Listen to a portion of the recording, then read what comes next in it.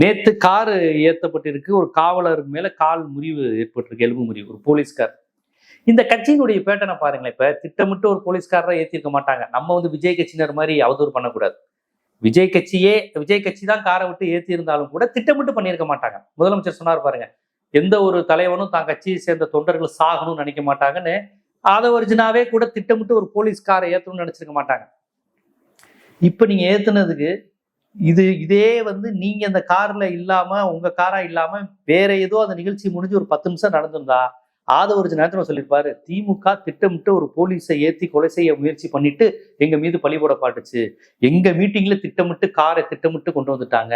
ஏற்கனவே ஆம்புலன்ஸ்ல இருந்து எல்லாத்தையும் இயல்பா நடக்கிற எல்லா விஷயத்தையும் திமுக திட்டமிட்டு செய்துனாங்க.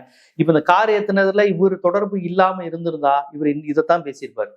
சரி, அந்த கார் ஏத்துனதை பத்தியே நீங்க ரொம்ப பேசல. இப்ப இவங்க நிகழ்ச்சிகளை மட்டும் எப்படி சார் போலீஸ் மயக்கம் போட்டு விழுகுறாங்க, போலீஸ் மேல கார் ஏறுது, குழந்தைங்க சாகுறாங்க, பொம்பளைங்க அழுகுறாங்க, ஆம்பளை பொம்பளை வித்தியாசம் இல்லாம சாகுறாங்க, வயசானவங்க சாகுறாங்க, மயக்கம் போட்டு விழுகுறாங்க, காருக்கு நடுவுல போய் விழுந்து ஒருத்தர் செத்து போயிடுறான். இதெல்லாம் ஏன் சார் இவங்க மீட்டிங் மட்டும் நடக்குது?